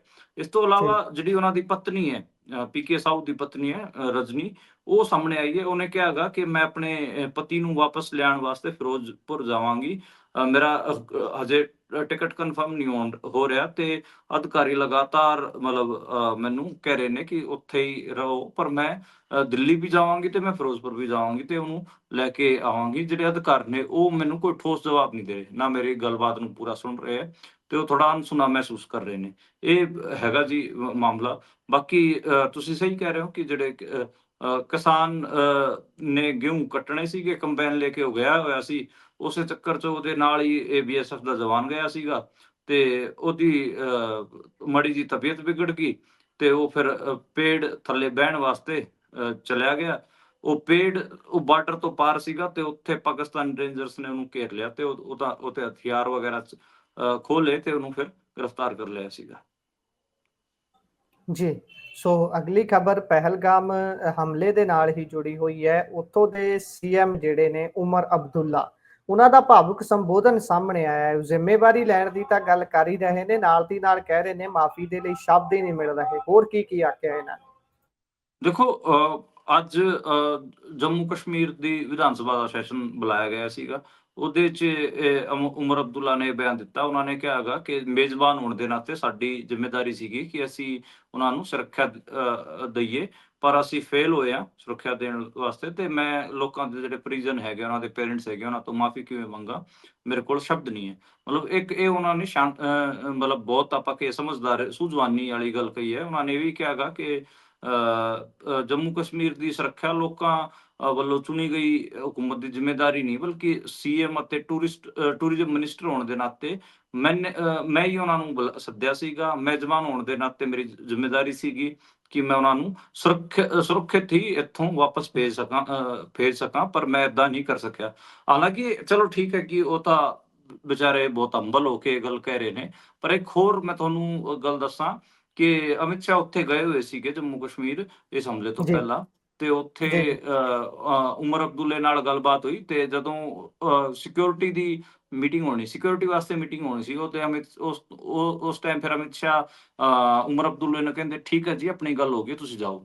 ਤੇ ਉਹਨਾਂ ਨੇ ਜਿਹੜੀ ਸਿਕਿਉਰਿਟੀ ਮੀਟਿੰਗ ਸੀਗੀ ਆਰਮੀ ਨਾਲ ਤੇ ਹੋਰ ਉੱਥੋਂ ਦੇ ਜਿਹੜੇ ਅਧਿਕਾਰੀ ਸੀਗੇ, ਪੁਲਿਸ ਵਾਲੇ, ਜਿਹੜਾ ਡੀਜੀ ਹੋ ਗਿਆ, ਉੱਥੇ ਜਿਹੜਾ ਲੈਫਟੀਨੈਂਟ ਗਵਰਨਰ ਹੈਗਾ, ਕਿਉਂਕਿ ਉਹ ਤਾਂ ਹਜੇ ਉਹਦੀ ਯੂਨੀਅਨ ਟੈਰੀਟਰੀ ਵਾਲਾ ਸਟੇਟਸ ਹੈ ਜੰਮੂ ਕਸ਼ਮੀਰ ਦਾ, ਤਾਂ ਇਸ ਕਰਕੇ ਉੱਥੋਂ ਦਾ ਜੇ ਆਪਾਂ ਪ੍ਰਸ਼ਾਸਕ ਮੰਨੀਏ ਤਾਂ ਉੱਥੋਂ ਦਾ ਜਿਹੜਾ ਗਵਰਨਰ ਲਾਇਆ ਹੋਇਆ ਹੈਗਾ ਉਹਨੂੰ ਮੇਨ ਪ੍ਰਸ਼ਾਸਕ ਮੰਨਿਆ ਜਾਂਦਾ ਹੈਗਾ ਯੂਨੀਅਨ ਟੈਰੀਟਰੀ ਦਾ। ਤੇ ਉਹਨੂੰ ਸੱਦ ਲਿਆ ਤੇ ਉਮਰ ਅਬਦੁੱਲੇ ਨੇ ਕਹਿਤਾ ਕਿ ਭਾਈ ਤੂੰ ਜਾ ਹੁਣ। ਤੇ ਯਾਨੀ ਕਿ ਜਿਹੜੀ ਸਿਕਿਉਰਿਟੀ ਦੀ ਮੀਟਿੰਗ ਹੋਈ ਸੀ ਉਹਦੇ 'ਚ ਵੀ ਉਮਰ ਅਬਦੁੱਲੇ ਨੇ ਅਮਿਤ ਸ਼ਾਹ ਹੋਰਾਂ ਨੇ ਨਹੀਂ ਬਿਠਾਇਆ ਸੀਗਾ। ਪਰ ਖੈਰ ਹੁਣ ਅਗਲੇ ਤਾਂ ਮਤਲਬ ਉਹ ਜਿਹੜੀ ਕਸ਼ਮੀਰੀ ਹੈਗੇ ਉਹ ਤਾਂ ਵਿਚਾਰੇ ਤੁਹਾਨੂੰ ਦਿਖ ਵੀ ਰਿਹਾ ਹੋਊਗਾ ਕਿ ਕਸ਼ਮੀਰ ਦੇ ਵਿੱਚ ਬਹੁਤ ਸਾਰੀਆਂ ਥਾਵਾਂ ਤੇ ਲੋਕ ਸੜਕਾਂ ਤੇ ਉਤਰੇ ਨੇ ਤੇ ਉਹ ਵੀ ਉਹਨਾਂ ਦੀ ਰੋਂਦਿਆਂ ਦੀ ਵੀਡੀਓਜ਼ ਵੀ ਆ ਰਹੀਆਂ ਨੇ ਤੇ ਉਹ ਕਹਿ ਰਹੇ ਨੇ ਕਿ ਕਿਵੇਂ ਹੋ ਗਿਆ। ਉਹਨਾਂ ਨੂੰ ਆਪ ਬਹੁਤ ਗਿਲਟ ਮਹਿਸੂਸ ਹੋ ਰਿਹਾ ਹੈਗਾ ਕਿ ਕਿਵੇਂ ਇਹ ਸਾਰਾ ਕੁਛ ਘਟਨਾਕ੍ਰਮ ਵਾਪਰਿਆ ਹੈਗਾ ਤੇ ਉਹ ਬਹੁਤ ਸੋਰੀ ਵੀ ਮਹਿਸੂਸ ਕਰ ਰਹੇ ਨੇ। ਮੈਂ ਤਾਂ ਦੇਖ ਰਿਹਾ ਸੀਗਾ ਕਿ ਉੱਥੇ ਕੁਛ ਲੋਕ ਗਏ ਹੋਏ ਨੇ, ਜਿਵੇਂ ਇੱਕ ਇੰਡੀਆ ਦਾ ਐਕਟਰ ਹੈਗਾ ਬਾਲੀਵੁੱਡ ਦਾ ਅਤੁਲ ਕੁਲਕਰਨੀ, ਉੱਥੇ ਗਿਆ ਹੋਇਆ ਹੈਗਾ ਤੇ ਉਹ ਕਹਿ ਰਿਹਾ ਹੈਗਾ ਕਿ ਮੈਂ ਲੋਕਾਂ ਨਾਲ ਮਿਲ ਰਿਹਾ ਗਾ ਤੇ ਲੋਕ ਬੜੇ ਮਤਲਬ ਪਹਿਲਾਂ ਵੀ ਬਹੁਤ ਵਧੀਆ ਮਹਿਮਾਨ ਨਵਾਜ਼, ਮਤਲਬ ਕਸ਼ਮੀਰ ਦਾ ਜਿਹੜਾ ਬੱਚਾ ਲੋਕ ਸਾਰੇ ਮਹਿਮਾਨ ਨਵਾਜ਼ ਲੋਕ ਹੈਗੇ ਆ। ਤੇ ਉਹਨਾਂ ਨੂੰ ਲੱਗਿਆ ਕਿ ਉਹਨਾਂ ਨੂੰ ਲੱਗ ਰਿਹਾ ਹੈਗਾ ਕਿ ਪਤਾ ਨਹੀਂ ਕਿੱਡਾ ਕੁ ਵੱਡਾ ਪਾਪ ਉਹਨਾਂ ਦੀ ਸਰਜ਼ਮੀਂ ਤੇ ਹੋ ਗਿਆ ਹੈਗਾ। ਤੇ ਉੱਥੋਂ ਹੀ ਮੈਨੂੰ ਲੱਗਦਾ ਵਾ ਕਿ ਪੂਰਾ ਉਹਨਾਂ ਦਾ ਉਮਰ ਅਬਦੁੱਲੇ ਨੇ ਵੀ ਜੋ ਅੱਜ ਕੁਛ ਬੋਲਿਆ ਗਾ ਉਹੀ ਪ੍ਰੈਸ਼ਰ ਹੈਗਾ, ਉੱਥੋਂ ਦੇ ਲੋਕਾਂ ਦਾ ਹੀ ਪ੍ਰੈਸ਼ਰ ਹੈਗਾ। ਲੋਕ ਵੀ ਬਹੁਤ ਦੁਖੀ ਨੇ ਤੇ ਉਮਰ ਅਬਦੁੱਲੇ ਤੇ ਵੀ ਉਸ ਚੀਜ਼ ਦਾ ਅਸਰ ਆਇਆ ਹੀ ਹੈ। ਜੀ ਸੋ ਅਗਲੀ ਖਬਰ ਵੱਲ ਜੇਕਰ ਵਧੀਏ, ਇਹ ਵੀ ਪਹਿਲਗਾਮ ਹਮਲੇ ਦੇ ਨਾਲ ਹੀ ਜੁੜੀ ਹੋਈ ਹੈ। ਇੱਕ ਵਿਵਾਦਿਤ ਪੋਸਟ ਤੇ ਉਸ ਤੇ ਟਿੱਪਣੀਆਂ ਤੋਂ ਬਾਅਦ 7 ਰਾਜਾਂ 'ਚ ਗ੍ਰਿਫਤਾਰੀਆਂ ਹੋਈਆਂ ਨੇ ਤੇ ਗ੍ਰਿਫਤਾਰੀਆਂ ਵੀ ਬੜੀਆਂ ਹੈਰਾਨਕੁਨ ਨੇ ਕਿ ਕੁਝ ਵਿਧਾਇਕ, ਸਟੂਡੈਂਟ, ਟੀਚਰ, ਇਹ ਕਈ ਤਰ੍ਹਾਂ ਦੀਆਂ ਗ੍ਰਿਫਤਾਰੀਆਂ ਹੋਈਆਂ ਨੇ। ਹਾਂ, ਤਕਰੀਬਨ ਇਹ ਕਿਹਾ ਜਾ ਰਿਹਾ ਹੈਗਾ ਕਿ 7 ਰਾਜਾਂ ਤੋਂ 28 ਗ੍ਰਿਫਤਾਰੀਆਂ ਹੋਈਆਂ ਨੇ, 28 ਲੋਕਾਂ ਦੀ ਗ੍ਰਿਫਤਾਰੀਆਂ ਹੋਈਆਂ ਨੇ। ਇਹਦੇ 'ਚ ਜਿਹੜੇ ਅਸਮ ਦੇ ਵਿੱਚ ਸਭ ਤੋਂ ਜ਼ਿਆਦਾ ਗ੍ਰਿਫਤਾਰੀਆਂ ਹੋਈਆਂ ਨੇ। ਜਿਹੜੀ AIUDF ਪਾਰਟੀ ਹੈਗੀ ਆ, ਉਹਦਾ ਇੱਕ ਵਿਧਾਇਕ ਗ੍ਰਿਫਤਾਰ ਕੀਤਾ ਗਿਆ ਹੈਗਾ, ਇੱਕ ਪੱਤਰਕਾਰ ਗ੍ਰਿਫਤਾਰ ਕੀਤਾ ਗਿਆ, ਇੱਕ ਵਕੀਲ, 2 ਰਿਟਾਇਰਡ ਟੀਚਰ ਤੇ 23 ਸਟੂਡੈਂਟ ਇਹਦੇ 'ਚ ਸ਼ਾਮਲ ਹਨ। ਮਤਲਬ ਸਭ ਤੋਂ ਜ਼ਿਆਦਾ ਗ੍ਰਿਫਤਾਰੀਆਂ ਅਸਮ ਤੋਂ ਹੋਈਆਂ ਨੇ। ਤਕਰੀਬਨ 16 ਗ੍ਰਿਫਤਾਰੀਆਂ ਅਸਮ 'ਚ ਕੀਤੀਆਂ ਗਈਆਂ ਨੇ। ਉੱਤਰ ਪ੍ਰਦੇਸ਼, ਮੱਧ ਪ੍ਰਦੇਸ਼, ਛੱਤੀਸਗੜ੍ਹ, ਝਾਰਖੰਡ, ਅਸਮ, ਮੇਘਾਲਿਆ, ਤ੍ਰਿਪੁਰਾ ਦੇ ਵਿੱਚ ਵੀ ਗ੍ਰਿਫਤਾਰੀਆਂ ਹੋਈਆਂ ਨੇ ਤੇ ਉਹੀ ਸੋਸ਼ਲ ਮੀਡੀਆ ਦਾ ਹੀ ਮਾਮਲਾ ਹੈਗਾ ਤੇ ਰਾਜਦਰੋਹ ਦਾ ਕੇਸ ਦਰਜ ਕਰਨ ਦੀ ਗੱਲ ਕਹੀ ਗਈ, ਯਾਨੀ ਕਿ ਰਾਜਦਰੋਹ ਦੇ ਕੇਸ ਲਾਏ ਗਏ ਨੇ ਇਹਨਾਂ ਤੇ ਮਤਲਬ ਇਹ ਲਾ ਲਓ ਕਿ ਇਸ ਕਿਸਮ ਦਾ ਮਾਮਲਾ ਆਪਾਂ ਨੂੰ ਦੇਖਣ ਲੱਗ ਰਿਹਾ ਹੈਗਾ ਕਿ ਤੇ ਅਸਮ ਦੇ ਜਿਹੜੇ CM ਨੇ ਹਿਮੰਤ ਬਿਸਵਾ ਉਹ ਤਾਂ ਇਹ ਕਹਿ ਰਹੇ ਨੇ ਕਿ ਅਸੀਂ ਇਹਨਾਂ ਤੇ NSA ਵੀ ਲਾਵਾਂਗੇ ਤੇ NSA ਲਗਾਉਣ ਦੀ ਵੀ ਗੱਲ ਉਹਨਾਂ ਤੇ ਹੋ ਰਹੀ ਹੈ। ਉਹਨਾਂ ਨੇ ਕੋਈ ਮਾੜੀ ਮੋਟੀ ਕ੍ਰਿਟੀਕਲ ਟਿੱਪਣੀ ਕਰਤੀ ਹੋਊਗੀ ਇਸ ਮਾਮਲੇ ਤੇ, ਉਸ ਤੇ ਹੀ ਇਹ ਸਾਰੀ ਕਾਰਵਾਈ ਹੋ ਰਹੀ ਹੈ। ਯਾਨੀ ਕਿ ਮਤਲਬ ਕਾਰਵਾਈ ਕਰਨੀ ਸੀਗੀ ਜਿਹੜੇ ਜਿਨ੍ਹਾਂ ਨੇ ਟੂਰਿਸਟਾਂ ਤੇ ਅਟੈਕ ਕੀਤਾ ਹੈ, ਆਤੰਕਵਾਦੀਆਂ ਤੇ ਦਹਿਸ਼ਤਗਰਦਾਂ ਤੇ, ਜਾਂ ਫਿਰ ਜਿਹੜੇ ਇਸ 'ਚ ਸ਼ਾਮਲ ਹਨ, ਕਾਰਵਾਈ ਕੀਤੀ ਜਾ ਰਹੀ ਹੈ ਕਿ ਜਿਹੜੇ ਇੱਥੋਂ ਦੇ ਨਾਗਰਿਕ ਜਿਹੜੇ ਕਿ ਸਵਾਲ ਵਗੈਰਾ ਪੁੱਛ ਰਹੇ ਨੇ ਸਰਕਾਰ ਤੋਂ ਉਹਨਾਂ ਤੇ। ਜੀ, ਜੀ, ਉਹੀ ਮੀਡੀਆ ਐਡਵਾਈਜ਼ਰੀ ਵੀ ਇਸੇ ਤਰ੍ਹਾਂ ਦੀ ਸੀ। ਉਸ ਦੇ ਵਿੱਚ ਵੀ ਕਈ ਜਿਹੜੇ ਟਿੱਪਣੀਆਂ ਸੀ, ਕਿਹੜੀਆਂ ਕੁਝ ਗੱਲਾਂ ਲਿਖੀਆਂ ਹੋਈਆਂ ਸੀ, ਉਸ ਤੇ ਸਾਰੇ ਸਵਾਲ ਕਰ ਰਹੇ ਨੇ ਹਾਲੇ ਤੱਕ ਵੀ ਇਹ ਤਾਂ ਆਜ਼ਾਦੀ ਖੋਹਣ ਵਰਗੀ ਗੱਲ ਹੈ। ਪਰ ਆਪਾਂ ਚੱਲੀਏ ਅੱਗੇ ਜੀ। ਉਧਰ SKM ਗੈਰ ਰਾਜਨੀਤਿਕ ਨੇ ਹੁਣ ਚੇਤਾਵਨੀ ਦਿੱਤੀ ਹੈ ਵੀ ਕਹਿੰਦੇ 4 ਮਈ ਨੂੰ ਜਿਹੜੀ ਕਿਸਾਨਾਂ ਦੀ ਮੀਟਿੰਗ ਹੈ ਕੇਂਦਰ ਦੇ ਨਾਲ, ਉਹਦੇ 'ਚ ਪੰਜਾਬ ਵਾਲੇ ਮੰਤਰੀ ਨਾ ਆਉਣ। ਕੀ ਸਮੱਸਿਆ ਇਹਨਾਂ ਨੂੰ ਪੰਜਾਬ ਵਾਲੇ ਮੰਤਰੀਆਂ ਤੋਂ, ਤੇ ਇਹ ਕਹਿੰਦੇ ਜੇ ਉਹ ਆਏ ਤਾਂ ਫਿਰ ਕਿਹੋ ਜਿਹੀ ਕਾਰਵਾਈ ਹੋਊ ਇਹਨਾਂ ਵੱਲੋਂ? ਦੇਖੋ 4 ਮਈ ਨੂੰ ਮੀਟਿੰਗ ਹੋਣੀ ਹੈਗੀ ਹੈ SKM ਨੋਨ ਪੋਲੀਟੀਕਲ ਅਤੇ KMM ਦੀ, ਕੇਂਦਰੀ ਮੰਤਰੀ ਸ਼ਿਵਰਾਜ ਸਿੰਘ ਚੌਹਾਨ ਨਾਲ। ਤੇ ਆਪਾਂ ਨੂੰ ਪਤਾ ਹੈਗਾ ਕਿ ਪਿਛਲੀ ਜਿਹੜੀ 19 ਮਾਰਚ ਦੀ ਜਿਹੜੀ ਮੀਟਿੰਗ ਸੀਗੀ, ਉਦੋਂ ਜਦੋਂ ਮੀਟਿੰਗ ਤੋਂ ਬਾਅਦ ਇਹ ਬਾਹਰ ਨਿਕਲੇ ਨੇ, ਉਦੋਂ ਉਹਨਾਂ ਦੀ ਗ੍ਰਿਫਤਾਰੀਆਂ ਵੀ ਹੋਈਆਂ ਨੇ ਕਿਸਾਨ ਆਗੂਆਂ ਦੀ, ਤੇ ਜਿਹੜੇ ਉਹਨਾਂ ਦੇ ਮੋਰਚੇ ਸੀਗੇ ਉਹ ਵੀ ਉਜਾੜਤੇ ਸੀਗੇ। ਇਹ ਚੱਕਰ ਸੀਗਾ। ਇਸੇ ਕਰਕੇ ਅੱਜ KMM ਅਤੇ ਕਿਸਾਨ ਮਜ਼ਦੂਰ ਗੈਰ ਰਾਜਨੀਤਿਕ ਨੇ, SKM ਗੈਰ ਰਾਜਨੀਤਿਕ ਨੇ, ਇੱਕ ਚਿੱਠੀ ਲਿਖ ਕੇ ਕਿਹਾ ਹੈਗਾ ਕਿ ਪੰਜਾਬ ਦੇ ਮੰਤਰੀਆਂ ਨੂੰ ਸ਼ਾਮਲ ਨਾ ਕੀਤਾ ਜਾਵੇ। ਉਹਨਾਂ ਨੇ ਤਾਂ ਸਾਡਾ ਮੋਰਚਾ ਖਤਮ ਕਰਨ ਦਾ ਪੂਰਾ ਇੰਤਜ਼ਾਮ ਕੀਤਾ ਹੈਗਾ, ਇਹ ਗੱਲ ਉਹਨਾਂ ਨੇ ਕਹੀ ਹੈਗੀ। ਹਾਲਾਂਕਿ ਆਪਾਂ ਨੂੰ ਪਤਾ ਕਿ BJP ਉਨੀ ਉਸ 'ਚ ਸ਼ਾਮਲ ਹੈਗੀ ਆ। ਖੈਰ, ਇਸ ਤੋਂ ਇਲਾਵਾ ਉਹਨਾਂ ਨੇ ਕਿਹਾ ਹੈਗਾ ਕਿ ਬਾਤਚੀਤ ਜੋ ਗੱਲਬਾਤ ਹੈਗੀ ਉਹਦੇ ਰਾਹੀਂ ਤਾਂ ਸਾਰਾ ਕੁਝ ਸੋਲਵ ਹੋ ਸਕਦਾ ਹੈਗਾ। ਇਹ ਗੱਲ ਉਹਨਾਂ ਨੇ ਇਹ ਵੀ ਕਿਹਾ ਹੈਗਾ ਕਿ ਜਿਹੜਾ ਇਹਨਾਂ ਨੇ ਕੀਤਾ ਸੀਗਾ ਪੰਜਾਬ ਦੇ ਮੁੱਖ ਮੰਤਰੀ ਨੇ, ਭਗਵੰਤ ਮਾਨ ਨੇ, ਉਹਦੇ ਨਾਲ ਕਿਸਾਨਾਂ ਦੇ ਜਿਹੜਾ ਸਵਾਭਿਮਾਨ ਹੈ, ਸੈਲਫ ਰਿਸਪੈਕਟ, ਉਹਦੇ ਤੇ ਵੀ ਸੱਟ ਵੱਜੀ ਹੈਗੀ ਆ। ਇਹ ਗੱਲ ਉਹਨਾਂ ਵੱਲੋਂ ਕਹੀ ਗਈ ਹੈ ਤੇ ਇਹ ਕਿਹਾ ਗਿਆ ਹੈਗਾ ਕਿ ਇਹ ਚੇਤਾਵਨੀ ਦਿੱਤੀ ਗਈ ਹੈ, ਕਿਹਾ ਗਿਆ ਕਿ ਚੇਤਾਵਨੀ ਦਿੱਤੀ ਹੈ ਕਿ ਜੇ ਪੰਜਾਬ ਦੇ ਮੰਤਰੀ ਸ਼ਾਮਲ ਹੋਣਗੇ ਤਾਂ ਫਿਰ ਅਸੀਂ ਇਸ ਮੀਟਿੰਗ ਤੋਂ ਦੂਰੀ ਬਣਾਵਾਂਗੇ, ਅਸੀਂ ਇਸ ਮੀਟਿੰਗ 'ਚ ਸ਼ਾਮਲ ਨਹੀਂ ਹੋਵਾਂਗੇ। ਦੇਖੋ ਜਿਹੜੀ ਪਿਛਲੀ ਮੀਟਿੰਗ ਹੋਈ ਸੀ ਚੰਡੀਗੜ੍ਹ ਦੇ ਵਿੱਚ, ਉਹਦੇ 'ਚ ਆਪਾਂ ਨੂੰ ਪਤਾ ਹੈ ਕਿ ਜਦੋਂ ਮੀਟਿੰਗ ਹੋ ਰਹੀ ਸੀ ਉਦੋਂ ਜਿਹੜੇ ਮੰਤਰੀ ਸੀਗੇ ਕਟਾਰੂ ਚੱਕ ਤੇ ਜਿਹੜੇ ਖੇਤੀਬਾੜੀ ਮੰਤਰੀ ਹੈਗੇ ਆ ਆਪਣੇ ਜਿਹੜੇ ਪੰਜਾਬ ਦੇ ਖੇਤੀਬਾੜੀ ਮੰਤਰੀ ਨੇ, ਉਹਨਾਂ ਗੁਰਮੀਤ ਸਿੰਘ ਨੂੰ ਖੁੱਡੀਆਂ। ਹਾਂ, ਗੁਰਮੀਤ ਸਿੰਘ ਖੁੱਡੀਆਂ, ਉਹਨਾਂ ਦੋਵਾਂ ਨੂੰ ਹੀ ਕਿਸਾਨਾਂ ਨੇ ਕਿਹਾ ਸੀ, ਪੁੱਛਿਆ ਸੀਗਾ ਕਿ ਭਾਈ ਉੱਥੇ ਸੰਭੂ ਬਾਰਡਰ ਤੇ, ਖਨੌਰੀ ਬਾਰਡਰ ਤੇ ਤੁਸੀਂ ਐਡੀ ਪੁਲਿਸ ਭੇਜ ਰਹੇ ਹੋ, ਕੀ ਚੱਕਰ ਹੈ, ਕੀ ਕਾਰਵਾਈ ਕਰੋਗੇ? ਤੇ ਉਦੋਂ ਮੰਤਰੀਆਂ ਨੇ ਕਿਹਾ ਸੀਗਾ, ਗੁਰਮੀਤ ਖੁੱਡੀਆਂ ਦਾ ਤਾਂ ਸਾਹ ਸੁੱਕ ਗਿਆ ਸੀਗਾ, ਉਹ ਕਈ ਦੇਰ ਬੋਲਿਆ ਹੀ ਨਹੀਂ, ਉਹ ਤਾਂ ਅਜੀਬ ਤਰੀਕੇ ਨਾਲ ਦੇਖਣ ਲੱਗਿਆ ਸੀ। ਕਟਾਰੂ ਚੱਕ ਨੇ ਕਿਹਾ ਸੀਗਾ ਕਿ ਅਸੀਂ ਤਾਂ ਉੱਥੇ ਨਹੀਂ, ਅਸੀਂ ਤਾਂ ਕਾਰਵਾਈ ਨਸ਼ੇ ਵਾਲਿਆਂ ਤੇ ਕਰ ਰਹੇ ਹੈਗੇ ਆ, ਅਸੀਂ ਤਾਂ ਅੱਜ ਕੱਲ੍ਹ ਬੁਲਡੋਜ਼ਰਾਂ ਨਾਲ ਨਸ਼ੇ ਤਸਕਰਾਂ ਦੇ ਘਰ ਢਾ ਰਹੇ ਹਾਂ, ਅਸੀਂ ਇਸੇ ਕਰਕੇ ਉੱਥੇ ਵੱਡੀ ਕਾਰਵਾਈਆਂ ਕਰਨੀਆਂ ਨੇ ਨਸ਼ੇ ਤਸਕਰਾਂ ਤੇ, ਇਸ ਕਰਕੇ ਅਸੀਂ ਉੱਥੇ ਆਪਣਾ ਤਾਮਾ ਲੈ ਕੇ ਗਏ ਹੋਏ। ਯਾਨੀ ਕਿ ਪੰਜਾਬ ਦੇ ਮੰਤਰੀਆਂ ਨੇ ਕਿਸਾਨਾਂ ਨੂੰ ਝੂਠ ਬੋਲਿਆ। ਠੀਕ ਹੈ। ਉਸ ਤੋਂ ਬਾਅਦ ਜਦੋਂ ਕਿਸਾਨ ਵਾਪਸ ਪਰਤੇ ਤੇ ਉਹਨਾਂ ਦੀ ਗ੍ਰਿਫਤਾਰੀ ਵੀ ਹੋਈ ਤੇ ਉਹ ਸਾਰਾ ਕੁਝ ਤੁਹਾਨੂੰ ਪਤਾ ਹੀ ਹੈ, ਸਾਰਾ ਘਟਨਾਕ੍ਰਮ। ਜੀ, ਇਹੀ ਕੁਝ ਹੋਇਆ ਇੱਕ ਤਰੀਕੇ ਨਾਲ। ਪੰਜਾਬ ਵਾਲੇ ਜਿਹੜੇ ਮੰਤਰੀ, ਮੁੱਖ ਮੰਤਰੀ ਤੱਕ ਸਾਰੇ ਦੇ ਸਾਰੇ ਹੀ ਇਤਬਾਰ ਗਵਾ ਚੁੱਕੇ ਨੇ ਕਿਸਾਨਾਂ ਦਾ। ਹੁਣ ਭਰੋਸਾ ਇਹਨਾਂ ਤੇ, ਕਿਸਾਨ ਇਕੱਲੇ ਨਹੀਂ, ਭਰੋਸਾ ਕੋਈ ਵੀ ਨਹੀਂ ਕਰ ਰਿਹਾ ਇਸ ਟਾਈਮ। ਲੋਕ ਤਰਾਹ ਕਰ ਰਹੇ ਨੇ। ਪਰ ਆਪਾਂ ਚੱਲੀਏ ਜੀ ਅਗਲੀ ਖਬਰ ਦੇ ਉੱਪਰ। ਉਧਰ ਵਿਕਰਮ ਮਜੀਠੀਆ ਹੁਣੀ ਭਗਵੰਤ ਮਾਨ ਨੂੰ ਨਿਸ਼ਾਨੇ ਤੇ ਲਿਆ ਹੈ ਤੇ ਨਿਸ਼ਾਨੇ ਤੇ ਲੈਣ ਲਈ ਜਿਹੜਾ ਕੇਸ ਹੈ ਉਹ ਵੀ ਗੁਰਪ੍ਰੀਤ ਹਰੀਨੌ ਦੇ ਕਤਲ ਵਾਲਾ ਮਾਮਲਾ ਹੈ। ਇਹ ਗੈਂਗਸਟਰਾਂ ਨੂੰ ਲੈ ਕੇ ਕੁਝ ਕਹਿ ਰਹੇ ਨੇ ਵਿਕਰਮ ਮਜੀਠੀਆ ਹੁਣੀ, ਜਰਾ ਪਾਇਓ ਤਾਂ ਚਾਨਣਾ। ਹਾਂਜੀ, ਉਹਨਾਂ ਨੇ ਚੰਡੀਗੜ੍ਹ ਪ੍ਰੈਸ ਕਾਨਫਰੰਸ ਕੀਤੀ ਹੈਗੀ ਆ ਤੇ ਉਸ ਪ੍ਰੈਸ ਕਾਨਫਰੰਸ ਦੇ ਵਿੱਚ ਹੀ ਇਹ ਆਰੋਪ ਲਾਏ ਨੇ। ਅੱਜ ਤਕਰੀਬਨ ਮਤਲਬ 3-4 ਘੰਟੇ ਪਹਿਲੇ ਇਹ ਪ੍ਰੈਸ ਕਾਨਫਰੰਸ ਖਤਮ ਹੋਈ ਸੀ। ਉਹਦੇ 'ਚ ਉਹਨਾਂ ਨੇ ਕੁਝ ਚੀਜ਼ਾਂ ਦਿਖਾਈਆਂ। ਉਹਦੇ 'ਚ ਉਹਨਾਂ ਨੇ ਕਿਹਾ ਹੈਗਾ ਕਿ ਜਿਹੜੇ ਗੁਰਪ੍ਰੀਤ ਹਰੀਨਾ ਹੱਤਿਆਕਾਂਡ ਹੋਇਆ ਸੀ, ਉਹਦੇ 'ਚ ਨਵਜੋਤ ਅਤੇ ਅਨਮੋਲ ਨਾਂ ਦੇ ਜਿਹੜੇ 2 ਸ਼ੂਟਰ ਸੀਗੇ, ਉਹਨਾਂ ਦਾ ਜੀ ਜਿਹੜਾ ਗੈਂਗਸਟਰ ਅਰਸ਼ ਡੱਲਾ ਉਹਦੇ ਨਾਲ ਸੰਬੰਧ ਉਹਨਾਂ ਨੇ ਦੱਸਿਆ ਗਾ। ਤੇ ਇਸ ਤੋਂ ਇਲਾਵਾ ਉਹਨਾਂ ਨੇ ਕਿਹਾ ਗਾ ਕਿ ਇੱਕ ਜਤਿੰਦਰ ਭੰਗੂ ਨਾਂ ਦੇ ਬੰਦੇ ਦੀ ਵੀ ਗੱਲ ਕਹੀ ਕਿ ਇਹ ਉਹੀ ਬੰਦਾ ਹੈਗਾ ਜਿਹੜਾ ਅੰਮ੍ਰਿਤਪਾਲ ਸਿੰਘ ਹੋਰਾਂ ਨਾਲ ਦਿਖਾਈ ਦਿੰਦਾ ਸੀਗਾ। ਤੇ ਜਦ ਅੰਮ੍ਰਿਤਪਾਲ ਸਿੰਘ ਦੀ ਗ੍ਰਿਫਤਾਰੀ ਹੋਈ ਹੈ ਤੇ ਉਸ ਟਾਈਮ ਉਹਨਾਂ ਦੇ ਨਾਲ ਹੀ ਸੀ, ਤੇ ਹੁਣ ਉਹ ਭਗਵੰਤ ਮਾਨ ਨਾਲ ਵੀ ਦਿਖਾਈ ਦੇ ਰਿਹਾ ਹੈਗਾ। ਤੇ ਉਹਨਾਂ ਨੇ ਕਿਹਾ ਹੈਗਾ ਕਿ ਇਹ ਕੋਈ ਫਿਕਸ ਮੈਚ ਤਾਂ ਨਹੀਂ ਹੈ, ਯਾਨੀ ਕਿ ਮਜੀਠੀਆ ਨੇ ਭਗਵੰਤ ਮਾਨ ਅਤੇ ਅੰਮ੍ਰਿਤਪਾਲ ਸਿੰਘ ਦਾ ਇੱਕ ਫਿਕਸ ਮੈਚ ਸਥਾਪਿਤ ਕਰਨ ਦੀ ਕੋਸ਼ਿਸ਼ ਕੀਤੀ ਹੈ। ਇਸ ਤੋਂ ਇਲਾਵਾ ਜਿਹੜੇ 2 ਆਡੀਓ ਨੇ ਉਹ ਵੀ ਲੀਕ ਉਹਨਾਂ ਨੇ ਸੁਣਾਏ ਨੇ। ਉਹਨਾਂ ਨੇ ਇਹ ਵੀ ਦਾਅਵਾ ਕੀਤਾ ਕਿ ਜਿਹੜੀ ਭਗਵੰਤ ਮਾਨ ਸਰਕਾਰ ਹੈ ਉਹ ਅੰਮ੍ਰਿਤਪਾਲ ਸਿੰਘ ਨੂੰ ਸੰਰਕਸ਼ਣ ਦੇ ਰਹੀ ਹੈ। ਜੀ ਸੰਰਕਸ਼ਣ ਕਿਵੇਂ ਦੇ ਰਹੀ ਹੈ ਤਾਂ ਮਜੀਠੀਆ ਸਾਹਿਬ ਨੂੰ ਪੁੱਛਣਾ ਚਾਹੀਦਾ ਹੈਗਾ ਕਿ ਤੀਜੀ ਵਾਰ ਉੱਤੇ NSA ਵਧਾ ਕੇ ਉਹਨੂੰ ਅਸਮ ਦੀ ਡਿਬਰੂਗੜ੍ਹ ਜੇਲ੍ਹ ਭੇਜ ਕੇ ਉਹਨੂੰ ਸੰਰਕਸ਼ਣ ਦੇ ਰਹੀ ਹੈ। ਤਾਂ ਬੜੀ ਅਜੀਬ ਟਿੱਪਣੀ ਹੈਗੀ ਹੈ। ਮਤਲਬ ਮਜੀਠੀਆ ਆਊਟ ਆਫ, ਮਤਲਬ ਉਹ ਮੈਨੂੰ ਲੱਗ ਰਿਹਾ ਹੈਗਾ ਕਿ ਮਜੀਠੀਆ ਕਿਤੇ ਨਾ ਕਿਤੇ ਜਿਹੜਾ ਉੱਪਰੋਂ ਉਹਨੂੰ ਕੋਈ ਨਾ ਕੋਈ ਚਲਾ ਰਿਹਾ ਹੈਗਾ। ਸ਼ਾਇਦ ਉਹਦੇ ਜਿਹੜੇ ਕੇਸ ਖੋਲੇ ਗਏ ਨੇ ਉਸ ਤੋਂ ਬਾਅਦ ਉਹਨੂੰ ਕੋਈ ਨਾ ਕੋਈ ਚਲਾ ਰਿਹਾ ਹੈਗਾ। ਮਤਲਬ ਇੰਨੀ ਇਨਸੈਂਸੀਬਲ ਗੱਲ ਕੋਈ ਕਿਵੇਂ ਕਰ ਸਕਦਾ ਹੈਗਾ? ਸਾਹਮਣੇ ਫੈਕਟ ਪਏ ਨੇ। ਹੁਕਮ ਮਿਲੇ ਹੋਏ ਨੇ ਨਾ, ਉੱਤੋਂ ਹੁਕਮ ਮਿਲੇ ਹੋ ਸਕਦੇ ਨੇ ਵੀ ਭਾਈ ਤੂੰ ਹੁਣ ਸਾਡੇ ਹਿਸਾਬ ਨਾਲ ਚੱਲਣਾ, ਕਿਉਂਕਿ ਤੇਰੇ ਕੇਸ ਖੁੱਲੇ ਹੋਏ ਨੇ ਤੇ ਜਿਹੜੇ ਉਹ ਕੇਸ ਨੇ ਉਹ ਤੈਨੂੰ ਚੰਗਾ ਉਲਝਾ ਸਕਦੇ ਨੇ। ਇਸ ਕਰਕੇ ਤੂੰ ਸਾਡੇ ਹਿਸਾਬ ਨਾਲ ਚੱਲੀ ਜਾ, ਅਸੀਂ ਤੈਨੂੰ ਬਚਾਉਂਦੇ ਰਹਾਂਗੇ, ਤੈਨੂੰ ਸ਼ਰਨ ਦਿੰਦੇ ਰਹਾਂਗੇ। ਅੱਛਾ, ਇਹ ਤੋਂ ਇਲਾਵਾ ਆਪਾਂ ਨੂੰ ਪਤਾ ਕਿ ਇੱਕ ਆਡੀਓ ਕਲਿੱਪ ਵਾਇਰਲ ਹੋਈ ਸੀ ਜਿਹਨੂੰ ਤਰਸੇਮ ਸਿੰਘ ਹੋਣਾ, ਜਿਹੜਾ ਅੰਮ੍ਰਿਤਪਾਲ ਸਿੰਘ ਦੇ ਜਿਹੜੇ ਪਿਤਾ ਜੀ ਸੀ ਤਰਸੇਮ ਸਿੰਘ, ਉਹਨਾਂ ਦੀ ਉਹ ਸੀਗੀ ਆਡੀਓ।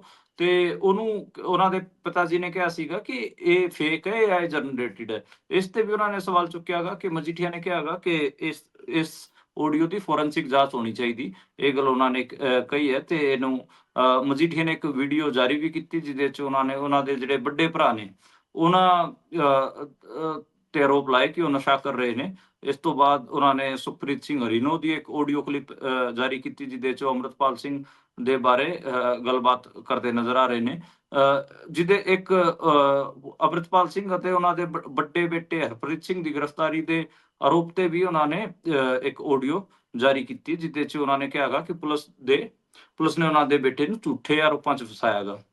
ਇਹ 3-4 ਚੀਜ਼ਾਂ ਜੋ ਉਹਨਾਂ ਨੇ ਆਪਣੀ ਪ੍ਰੈਸ ਕਾਨਫਰੰਸ 'ਚ ਕੀਤੀਆਂ।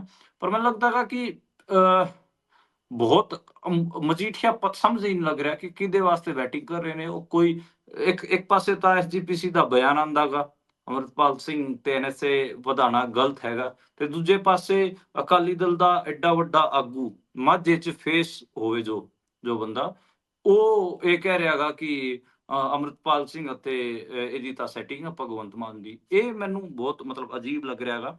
ਇਹਦੇ ਤੇ ਕਿਤੇ ਨਾ ਕਿਤੇ ਅਕਾਲੀ ਦਲ ਨੂੰ ਵੀ ਕਲੈਰੀਫਿਕੇਸ਼ਨ ਦੇਣੀ ਚਾਹੀਦੀ, SGPC ਨੂੰ ਵੀ ਕਿਤੇ ਨਾ ਕਿਤੇ ਇਹਦੇ ਤੇ ਕਲੈਰੀਫਿਕੇਸ਼ਨ ਮੰਗਣੀ ਚਾਹੀਦੀ ਕਿ ਤੁਸੀਂ ਕਰ ਕੀ ਰਹੇ ਹੋ।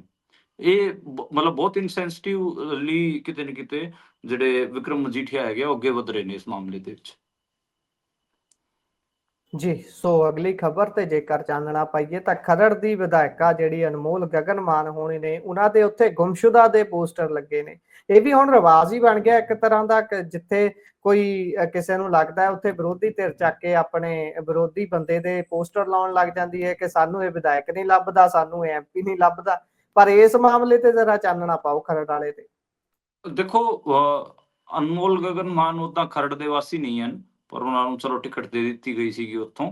ਤੇ ਉਹੀ ਉਹਨੇ ਹੀ ਸੀਰੀਅਸ ਆਗੂ ਨੇ ਜਿਹਨੇ ਕਿਹਾ ਸੀਗਾ ਕਿ 5 ਮਿੰਟ 'ਚ MSP ਦੇ ਦਾਂਗੇ। ਸਿੰਗਰ ਰਹੇ ਨੇ ਤੇ ਉਹਨਾਂ ਦਾ ਮਤਲਬ ਆਪਾਂ ਕਹਿ ਲਈਏ ਕਿ ਕੁਛ ਹੈ ਨਹੀਂ, ਮਤਲਬ ਉਸ ਹਿਸਾਬ ਨਾਲ ਕਿ ਕੋਈ ਪੋਲੀਟੀਕਲ ਵਾਹ ਵਾਸਤਾ ਵੀ ਹੋਵੇ, ਲੋਕਾਂ ਨਾਲ ਕੋਈ ਕਨੈਕਟ ਤਾਂ ਹੈ ਨਹੀਂ, ਉੱਥੋਂ ਤੇ ਵਸਿੰਦੇ ਵੀ ਨਹੀਂ। ਆਪਾਂ ਇੱਕ ਜਿਹੜੀ ਟਰਮ ਬਹੁਤ ਜ਼ਿਆਦਾ ਇਸਤੇਮਾਲ ਨਹੀਂ ਹੁੰਦੀ ਹੈ ਕਿ ਆਪਾਂ ਕਈ ਵਾਰ ਕਹਿੰਦੇ ਆ ਕਿ ਇਹ ਤਾਂ ਧੋਖੇ ਨਾਲ ਬਣ ਗਿਆ, ਜਾਂ ਫਿਰ ਉਹਨੂੰ ਅੰਗਰੇਜ਼ੀ 'ਚ ਕਹਿੰਦੇ ਲੱਕ ਬਾਈ ਚਾਂਸ ਜਿਹੜੀ, ਤੇ ਇਹ ਤਾਂ ਲੱਕ ਬਾਈ ਚਾਂਸ ਵਾਲੇ ਨੇ। ਤੇ ਮਤਲਬ ਬਾਈ ਚਾਂਸ ਇਹ ਬਣ ਗਏ, ਮਤਲਬ ਪਤਾ ਨਹੀਂ ਕਿਵੇਂ ਕੀ ਕੁਛ ਹੋਇਆ ਹੈਗਾ ਤੇ ਇਹਨਾਂ ਨੂੰ ਲੋਕਾਂ ਨੇ ਚੁਣਤਾ। ਤੇ ਹੁਣ ਬਾਈ ਚਾਂਸ ਵਾਲੇ ਬੰਦੇ ਹੁਣ ਸੀਰੀਅਸਲੀ ਥੋੜੀ ਨਾ ਕੋਈ ਰਿਲੇਸ਼ਨ ਬਿਲਡ ਕਰਨਗੇ। ਇਹ ਮਾਮਲਾ ਗਾ ਜੀ। ਬਾਕੀ ਜਿਹੜੇ ਅੱਡ ਅੱਡ ਯੂਥ ਕਾਂਗਰਸ ਦੇ ਬੰਦੇ ਸੀਗੇ, ਉਹਦੇ ਚ ਅਕਾਲੀ ਦਲ ਦੇ ਵੀ ਕੁਝ ਬੰਦੇ ਸੀਗੇ, ਉਹਨਾਂ ਨੇ ਪੋਸਟਰ ਲਾਏ ਨੇ ਜੀ। ਉਹਨਾਂ ਨੇ ਕਿਹਾ ਹੈਗਾ ਕਿ ਇਹ ਤਾਂ ਮੈਡਮ ਜੀ ਤਾਂ ਆਉਂਦੇ ਹੀ ਨਹੀਂ, ਬਸ ਇਹਨਾਂ ਦੀ ਇੱਕ ਦੋ ਵਾਰ ਇਹ ਸੜਕਾਂ ਤੇ ਦਿਖੇ ਨੇ, ਪੀਲਾ ਪੰਜਾ ਜੀ। ਲੈ ਕੇ, ਜੇਸੀਬੀਆਂ ਵਗੈਰਾ ਜੀ। ਲੈ ਕੇ ਦਿਖਾਈ ਤਾਂ ਦਿੱਤੇ ਸੀ ਇੱਕ ਦੋ ਵਾਰ, ਪਰ ਉਹ ਪੀਲੇ ਪੰਜੇ ਨਾਲ ਕਿਸੇ ਦਾ ਵਿਕਾਸ ਕਰਾਇਆ ਹੈ, ਫਿਰ ਉਹ ਕਿਸਾਨਾਂ ਤੇ ਜਾ ਕੇ ਜਿਹੜੇ 19 ਮਾਰਚ ਨੂੰ ਤੰਬੂ ਡਾਤੇ, ਉਹ ਇੱਕ ਅੱਡ ਗੱਲ ਹੈ। ਆਪਾਂ ਨੂੰ ਪਤਾ ਕਿ ਜੀ। ਜਿਹੜੀ ਜੇਸੀਬੀ ਵਗੈਰਾ ਇਹ ਪਹਿਲਾਂ ਵਿਕਾਸ ਦਾ ਸਿੰਬਲ ਹੁੰਦੀਆਂ ਸੀ, ਡਿਵੈਲਪਮੈਂਟ ਦਾ, ਜਿੱਥੇ ਜੇਸੀਬੀ ਵਗੈਰਾ ਜਾਂਦੀਆਂ ਸੀਗੀਆਂ, ਟਰੈਕਟਰ ਟਰਾਲੇ ਟਰੱਕ ਜਾਂਦੇ ਸੀਗੇ, ਲੱਗਦਾ ਸੀਗਾ ਕਿ ਉੱਥੇ ਕੋਈ ਕੰਸਟਰਕਸ਼ਨ ਦਾ ਵਰਕ ਹੋਊਗਾ, ਕੋਈ ਵਿਕਾਸ ਹੋਊਗਾ, ਕੋਈ ਡਿਵੈਲਪਮੈਂਟ ਹੋਊਗੀ। ਅੱਜ ਕੱਲ ਤਾਂ ਐਂ ਲੱਗਦਾ ਗਾ ਕਿ ਪਤਾ ਨਹੀਂ ਕਿਹੜੇ ਮੋਰਚੇ ਨੂੰ ਢਾਣ ਜਾ ਰਹੇ ਆ ਜਾਂ ਕਿਸੇ ਦੇ ਘਰ ਨੂੰ ਢਾਣ ਜਾ ਰਹੇ ਆ, ਕੀ ਕਰਨ ਜਾ ਰਹੇ ਨੇ। ਇਹ ਤਾਂ ਮਤਲਬ ਡਿਵੈਲਪਮੈਂਟ ਵਾਲੀ ਸਰਕਾਰ ਨਹੀਂ, ਇਹ ਤਾਂ ਢਾਉਣ ਵਾਲੀ ਸਰਕਾਰ ਹੈ। ਤੇ ਇਹ ਮਤਲਬ ਮੋਟਾ ਮੋਟਾ ਮੈਂ ਤਾਂ ਮੈਂ ਜਿਹੜੇ ਇਲਾਕੇ 'ਚ ਰਹਿੰਦਾ ਗਾ ਉਹ ਖਰੜ ਦੇ ਵਿੱਚ ਹੀ ਆਉਂਦਾ ਗਾ। ਬੇਸਿਕਲੀ ਮੈਂ ਇੱਥੇ ਮੁੱਲਾਂਪੁਰ ਦੇ ਨੇੜੇ ਤੇੜੇ ਰਹਿੰਦਾ ਗਾ, ਤੇ ਉਹ ਖਰੜ ਦੇ ਵਿੱਚ ਹੀ ਆਉਂਦਾ ਗਾ। ਮੇਰੀ ਗੱਲਬਾਤ ਹੋ ਜਾਂਦੀ ਇੱਥੋਂ ਦੇ ਆਲੇ ਦੁਆਲੇ ਦੇ ਪਿੰਡਾਂ ਦੇ ਵਿੱਚ, ਤੇ ਉਹ ਸਾਰੇ ਨੌਜਵਾਨ ਇਹਦਾ ਮਜ਼ਾਕ ਹੀ ਬਣਾਉਂਦੇ ਨੇ, ਅਨਮੋਲ ਗਗਨ ਮਾਨ ਦਾ, ਕਿ ਕਹਿੰਦੇ ਕਿ ਇਹਨੂੰ ਤਾਂ ਕੁਛ ਪਤਾ ਹੀ ਨਹੀਂ, ਇਹਦੀ ਮੀਟਿੰਗ ਅਸੀਂ ਇਹ ਗਲਤੀ ਵੀ ਮੰਨਦੇ ਨੇ ਨੌਜਵਾਨ ਕਿ ਇਹਦੀ ਮੀਟਿੰਗ ਅਸੀਂ ਉਸ ਟਾਈਮ ਕਰਾਤੀਆਂ, ਪਰ ਇਹ ਮੁੜ ਕੇ ਨਾ ਇਹਨੇ ਕਦੇ ਫੋਨ ਚੱਕੇ ਸਾਡੇ, ਨਾ ਕਦੇ ਆਂਦੀ ਸਾਡੇ ਵਿਚਕਾਰ। ਜੀ, ਸੋ ਅਗਲੀ ਖਬਰ ਜਿਹੜੀ ਲਾਰੈਂਸ ਬਿਸ਼ਨੋਈ ਦੀ ਇੰਟਰਵਿਊ ਦੇ ਨਾਲ ਜੁੜੀ ਹੋਈ ਹੈ। ਇਸ ਇੰਟਰਵਿਊ ਮਾਮਲੇ ਦੇ ਵਿੱਚ ਮੁਹਾਲੀ ਦੀ ਅਦਾਲਤ 'ਚ ਸੁਣਵਾਈ ਹੋਈ ਹੈ ਜੀ, ਕਿੱਥੇ ਕੁ ਤੱਕ ਪਹੁੰਚੀ ਹੈ ਗੱਲ? ਦੇਖੋ, ਇਹਦੇ 'ਚ ਇਹ ਹੋਇਆਗਾ ਕਿ ਜਿਹੜਾ 3 ਸਾਲ ਪਹਿਲਾਂ ਸਾਲ 2022 'ਚ ਜਦੋਂ ਸਿੱਧੂ ਮੂਸੇਵਾਲੇ ਦਾ ਕਤਲ ਹੋਇਆ ਸੀ, ਉਸ ਤੋਂ ਬਾਅਦ ਲਾਰੈਂਸ ਨੇ ਨਾ ਇੱਕ ਇੰਟਰਵਿਊ ਦਿੱਤਾ ਸੀ, ਤੇ ਉਸ ਤੋਂ ਬਾਅਦ ਹੀ ਉਸ ਕਰਕੇ 6 ਜਿਹੜੇ ਪੁਲਿਸ ਵਾਲੇ ਸੀਗੇ ਉਹਨਾਂ ਨੂੰ ਸਸਪੈਂਡ ਕੀਤਾ ਹੋਇਆਗਾ। ਤੇ ਪਹਿਲਾਂ ਜਿਹੜਾ ਪੋਲੀਗ੍ਰਾਫੀ ਟੈਸਟ ਹੈਗਾ ਉਹ ਕਰਾਉਣ ਵਾਸਤੇ 6 ਜਿਹੜੇ ਪੁਲਿਸ ਵਾਲੇ ਸੀਗੇ ਉਹ ਰਾਜੀ ਹੋ ਗਏ ਸੀਗੇ, ਪਰ ਹੁਣ ਉਹਨਾਂ ਨੇ ਮੋਹਾਲੀ ਅਦਾਲਤ ਤੋਂ ਆਪਣੀ ਜਿਹੜੀ ਅਰਜ਼ੀ ਹੈਗੀ ਆ ਉਹ ਵਾਪਸ ਲੈ ਲਈ ਹੈ। ਉਹਨਾਂ ਨੇ ਇਹ ਕਿਹਾ ਗਾ ਕਿ ਉਹਨਾਂ ਤੇ ਜਿਹੜਾ ਪੋਲੀਗ੍ਰਾਫੀ ਟੈਸਟ ਹੈ, ਪੋਲੀਗ੍ਰਾਫ ਟੈਸਟ ਹੈ, ਉਹ ਕਿਤੇ ਨਾ ਕਿਤੇ ਕਰਾਉਣ ਵਾਸਤੇ ਦਬਾਅ ਬਣਾਇਆ ਜਾ ਰਿਹਾ ਸੀਗਾ, ਤੇ ਹੁਣ ਅਦਾਲਤ ਨੇ ਉਸ ਪੋਲੀਗ੍ਰਾਫ ਟੈਸਟ ਤੇ ਰੋਕ ਲਾ ਦਿੱਤੀ ਹੈ। ਤੇ ਅੱਜ ਸੋਮਵਾਰ ਨੂੰ ਇਸ ਮਾਮਲੇ ਤੇ ਅਦਾਲਤ 'ਚ ਸੁਣਵਾਈ ਸੀਗੀ। ਇਸ ਮਾਮਲੇ 'ਚ ਕੁਝ ਪੁਲਿਸ ਅਧਿਕਾਰੀ ਪੇਸ਼ ਵੀ ਹੋਏ ਹੈਗੇ ਆ ਤੇ ਆਪਣਾ ਰਿਕਾਰਡ ਵੀ ਜਮ੍ਹਾਂ ਕਰਾਇਆ ਹੈਗਾ ਤੇ ਕੱਲ ਦੁਬਾਰੇ ਤੋਂ ਇਸ ਮਾਮਲੇ ਦੀ ਸੁਣਵਾਈ ਮੋਹਾਲੀ ਕੋਰਟ 'ਚ ਦੁਬਾਰੇ ਹੋਊਗੀ, ਤੇ ਉਦੋਂ ਪਤਾ ਲੱਗੂਗਾ ਕਿ ਕੀ ਮਤਲਬ ਇਹਦੇ ਸਿੱਟਾ ਨਿਕਲਦਾ ਗਾ। ਇਸ ਮਾਮਲੇ ਤੇ ਆਪਾਂ ਨੂੰ ਪਤਾ ਕਿ SIT ਗਠਿਤ ਕੀਤੀ ਹੋਈ ਹੈ Punjab and Haryana high court ਨੇ, ਤੇ Punjab and Haryana high court ਲਗਾਤਾਰ ਇਸ ਮਾਮਲੇ ਦੇ ਵੀ ਉੱਥੇ ਵੀ ਸੁਣਵਾਈ ਚੱਲ ਰਹੀ ਹੈ। ਇਹ ਮਾਮਲਾ ਗਾ ਜੀ, ਆਪਾਂ ਨੂੰ ਪਤਾ ਕਿ ਇੱਕ ਤਾਂ ਇਸ ਪੂਰੇ ਮਾਮਲੇ ਦੇ ਵਿੱਚ ਜਿਹੜੇ 6 ਪੁਲਿਸ ਕਰਮੀ ਹੈਗੇ, ਇੱਕ ਤਾਂ ਸਾਰਿਆਂ ਨੂੰ ਸਿਰਫ ਇੱਕ ਜਣੇ ਦਾ ਨਾਮ ਪਤਾ ਹੈਗਾ ਜਿਹੜਾ DSP ਹੈਗਾ। DSP ਤੋਂ ਇਲਾਵੇ ਜਿਹੜਾ ਗੁਰਸ਼ੇਰ ਜਿਹੜਾ DSP ਹੈ, ਉਸ ਤੋਂ ਇਲਾਵੇ ਕਾਂਸਟੇਬਲ ਰੈਂਕ ਦੇ, ਹੈਡ ਕਾਂਸਟੇਬਲ ਰੈਂਕ ਦੇ ਬੰਦੇ ਵੀ ਇਹਦੇ 'ਚ ਲਪੇਟੇ ਹੋਏ ਨੇ। ਜਿਵੇਂ ਕਾਂਸਟੇਬਲ ਰੈਂਕ ਦੇ ਹੀ 5 ਬੰਦੇ ਹੈਗੇ, ਇੱਕ ਹੈਡ ਕਾਂਸਟੇਬਲ ਹੈਗਾ ਇਹਦੇ 'ਚ, ਤੇ ਇਹ ਸਾਰੇ ਇਹਨਾਂ ਨੇ ਪਹਿਲਾਂ ਆਪਣੇ ਸਹਿਮਤੀ ਦਿੱਤੀ ਸੀ। ਮੈਨੂੰ ਲੱਗਦਾ ਹੈਗਾ ਕਿ ਇਹ ਜਿਹੜਾ ਇੰਟਰਵਿਊ ਵਾਲਾ ਕੰਮ ਸੀਗਾ ਉਹਨਾਂ ਦਾ, ਉਹ ਹੈਡ ਕਾਂਸਟੇਬਲ ਆ ਜਾਂ ਕਾਂਸਟੇਬਲ ਦੇ ਲੈਵਲ ਦਾ ਕੰਮ ਸੀਗਾ ਨਾ, ਉਹ DSP ਉਹਨਾਂ ਦੇ ਦੇ ਲੈਵਲ ਦਾ ਲੈਵਲ ਵੀ ਦਾ ਕੰਮ ਹੈ ਸੀਗਾ ਉਹ, ਜੀ। ਪਰ DSP ਖੈਰ ਲੈਵਲ ਦਾ ਵੀ ਨਹੀਂ ਹੈ, ਉਹ ਤਾਂ ਸਾਰੇ ਹੀ ਕਹਿੰਦੇ ਨੇ DSP ਖੁਦ ਆਪ ਮੰਨਦਾ ਇਸ ਚੀਜ਼ ਨੂੰ। ਹਾਂ, ਤੇ ਉਹਨੂੰ ਹਾਂ, ਇਹ ਮੋਟਾ ਮੋਟਾ ਨਿਕਲ ਕੇ ਆ ਰਿਹਾਗਾ। ਤੇ ਇਹ 6 ਦੇ 6 ਜਿਹੜੇ ਅਧਿਕਾਰੀ ਨੇ ਉਹ ਸਸਪੈਂਡ ਚੱਲ ਰਹੇ ਨੇ, ਤੇ ਹੁਣ ਦੇਖਦੇ ਹਾਂ ਅੱਗੇ ਬਣਦਾ ਕੀ ਹੈ। ਪਰ ਜਿਹੜਾ ਇਸ ਟਾਈਮ ਤਾਂ ਉਹ ਬਠਿੰਡੇ ਜੇਲ੍ਹ 'ਚ ਹੀ ਹੈਗਾ ਜੀ। ਇੱਕ ਤਾਂ ਹੋਰ ਇਸ ਤੇ ਚਾਨਣਾ ਪਾਇਓ, ਇੱਕ ਤਾਂ ਕਹਿ ਰਹੇ ਸੀ ਕਿ ਗੁਰਸ਼ੇਰ ਦੇ ਕੋਲੋਂ ਤਾਂ ਵੱਡੇ ਅਧਿਕਾਰੀ ਵੀ ਕੁਝ ਡਰੇ ਹੋਏ ਨੇ ਵੀ ਭਾਈ ਇਹ ਕਿਤੇ ਤਿੜਕੇ ਕੁਝ ਸਾਰਾ ਕੁਝ ਸੱਚ ਹੀ ਨਾ ਉਗੜ ਦਵੇ। ਇਹ ਗੱਲ ਕਿੰਨੀ ਕਿ ਸੱਚੀ ਹੈ? ਤੁਸੀਂ ਆਹ ਹਿਸਾਬ ਲਾਓ, ਚਲੋ ਤੁਸੀਂ ਇਹ ਗੱਲ ਪੁੱਛ ਲਈ ਮੈਨੂੰ। ਜੀ। ਅੱਜ ਕਈ ਸਾਰੇ ਵੱਡੇ ਅਧਿਕਾਰੀ ਇਸ ਸੁਣਵਾਈ ਦੌਰਾਨ ਮੌਜੂਦ ਸੀਗੇ ਕੋਰਟ ਦੇ ਵਿੱਚ। ਉਹ ਕਿਉਂ ਮੌਜੂਦ ਜੀ। ਸੀ? ਉਹਨਾਂ ਦਾ ਤਾਂ ਜੀ। ਮਾਮਲਾ ਵੀ ਨਹੀਂ, ਹੂੰ। ਨਾ ਉਹ ਕਿਸੇ ਉਸ 'ਚ ਹੈਗੇ ਆ 3 ਜਾਂ 13 'ਚ, ਨਾ ਉਹ SIT 'ਚ ਹੈਗਾ, ਫਿਰ ਕਿਉਂ ਮੌਜੂਦ ਸੀਗੇ? ਕੋਰਟ ਦੇ ਆਲੇ ਦੁਆਲੇ ਕਿਉਂ ਘੁੰਮ ਰਹੇ ਸੀਗੇ? ਹੂੰ। ਸਮਝ ਰਹੇ ਹੋ ਤੁਸੀਂ ਮੇਰੀ ਗੱਲ? ਯਾਨੀ ਕਿ ਜਿਹੜੇ ਉਹ 6 ਵਿਚਾਰੇ ਕਾਂਸਟੇਬਲ ਨੇ, ਉਹਨਾਂ ਤੇ ਵੀ ਪੂਰੀ ਨਜ਼ਰ ਰੱਖੀ ਜਾ ਰਹੀ ਹੈ। ਉਹਨਾਂ ਨੇ ਅੱਜ ਇੱਕ ਕੋਰਟ ਨੂੰ ਚਿੱਠੀ ਦਿੱਤੀ ਹੈ ਕਿ ਸਾਡੇ ਤੇ ਦਬਾਅ ਬਣਾਇਆ ਜਾ ਰਿਹਾ ਹੈਗਾ, ਜਿਹੜੇ ਸਾਡੇ ਵੱਡੇ ਅਧਿਕਾਰੀ ਨੇ ਉਹ ਦਬਾਅ ਪਾ ਰਹੇ ਨੇ ਸਾਡੇ ਤੇ। ਜੀ। ਇਹ ਵੀ ਮਾਮਲਾ ਇੱਥੇ ਕੀ ਰਹਿ ਜਵੇ, ਵੀ ਅੱਗੇ ਨਾ ਤੁਰੇ ਗੱਲ, ਇਹ ਚਾਹੁੰਦੇ ਨੇ ਸ਼ਾਇਦ। ਬਿਲਕੁਲ। ਤਾਂ ਇਹ ਤਾਂ ਜੀ। ਆਪ ਲਾਓ ਤੁਸੀਂ, ਮਤਲਬ ਸੁਣਵਾਈ ਕਿਸੇ ਦੀ ਹੈਗੀ ਆ, ਹੂੰ। ਉਹਦੇ 'ਚ ਉਹ ਅਧਿਕਾਰ ਨਾ ਤਾਂ ਪਾਰਟੀ, ਨਾ ਉਹ ਐਸਆਈਟੀ 'ਚ, ਨਾ ਕਿਸੇ ਇਨਵੈਸਟੀਗੇਸ਼ਨ ਟੀਮ ਦਾ ਹਿੱਸਾ, ਫਿਰ ਉਹ ਉੱਥੇ ਕੋਰਟ 'ਚ ਕੀ ਕਰ ਰਹੇ ਨੇ? ਜੀ, ਜੀ। ਇਹ ਇਹ ਤਾਂ ਫਿਰ ਹੈ। ਅੱਜ ਇਹ ਮਤਲਬ ਤੁਹਾਨੂੰ ਹੈਰਾਨੀ ਹੋਊਗੀ, ਏਡੀਜੀਪੀ ਰੈਂਕ ਦੇ ਬੰਦੇ ਵੀ ਸੀਗੇ ਉੱਥੇ। ਹੂੰ। 2 ਸੀਨੀਅਰ ਏਡੀਜੀਪੀ ਰੈਂਕ ਦੇ ਬੰਦੇ ਸੀਗੇ। ਕੋਈ ਤਾਂ ਖਿਚੜੀ ਪੱਕ ਰਹੀ ਹੈ ਇਹਦਾ ਭਾਵ ਹੈ। ਹਾਂ, ਬਿਲਕੁਲ। ਤੇ ਮਤਲਬ ਤੁਸੀਂ ਜੀ। ਆਪ ਲਾਓ ਕਿ ਇਹਦੇ 'ਚ ਮੈਨੂੰ ਲੱਗਦਾ ਗਾ ਕਿ ਇਹ ਨਾ ਤਾਂ ਡੀਐਸਪੀ ਲੈਵਲ ਦਾ ਕੰਮ ਹੈਗਾ, ਨਾ ਇਹ ਕਾਂਸਟੇਬਲਾਂ ਦਾ ਤਾਂ ਹੈ ਹੀ ਨਹੀਂ ਵਿਚਾਰਿਆਂ ਦਾ। ਉਹ 6 ਜਣਿਆਂ ਨੂੰ ਰਗੜ ਕੇ ਪਤਾ ਨਹੀਂ ਭਗਵੰਤ ਮਾਨ ਕੀ ਦਿਖਾਣਾ ਚਾਹ ਰਿਹਾ ਹੈਗਾ। ਇਹ ਉਹ ਦੇਖੋ ਤਾਂ ਜਿਹੜੇ ਹਾਥੀ ਦੇ ਦੰਦ ਨੇ ਜੀ।